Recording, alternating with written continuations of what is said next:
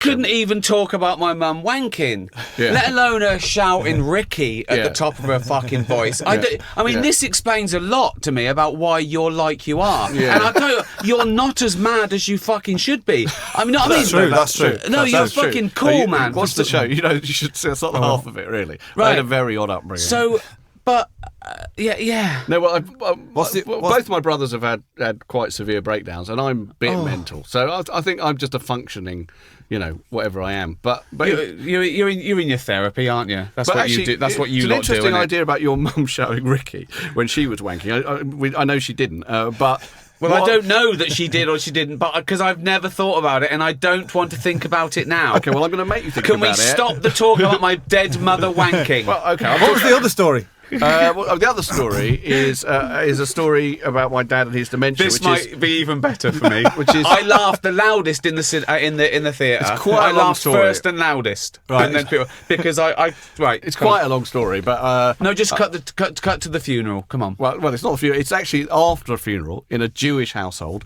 There's a thing called a shiva, which is just like a wake, basically. But in the wake, in the shiva, loads of people come round to the house, and there are these chairs that get put out. Oh, should we tell your dad's got? Yeah, I've said my dad. Yeah, okay, well, perhaps I should explain something else. My dad not only has dementia, my dad has a disease called Pick's disease, and the symptoms of Pick's disease include swearing, impatience, apathy, irritation, and sort of mood swings.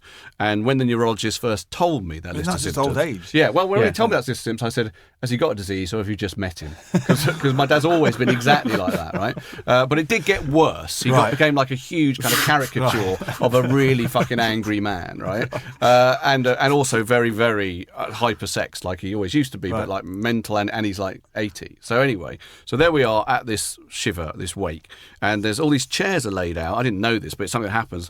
And the main family mourners sit in these chairs, and people come up, and it's a packed living room, and they shake hands with you, and they say, "I wish you long life." That's just the thing Jews say at funerals and shivas. So they're all doing this. It's me and my dad and my older brother. And a woman I've never seen before comes up to my older brother, packed living room, as I say, and shakes his hand and says, "I wish you long life." And my brother says, thank you so much." And then she comes up to me, moves along, and says, "I wish you long life." I say, "Thank you very much." Then she goes up to my dad and says, "I wish you long life."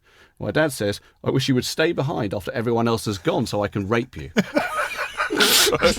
And what I always think about that is, I think that is funny. The key thing about it is I think it's funny not because it's about rape. That's the key thing. No, because of the sheer extremity of the moment. No, but someone's saying that when he's supposed to be with his wife. He wishes, right? He wishes she stayed behind. Not, "I wish you stay behind so we could have consensual sex." No. I wish you'd stay behind because I could. I mean, it's. Well, but he must have been. I know he has no inhibitions and he's got.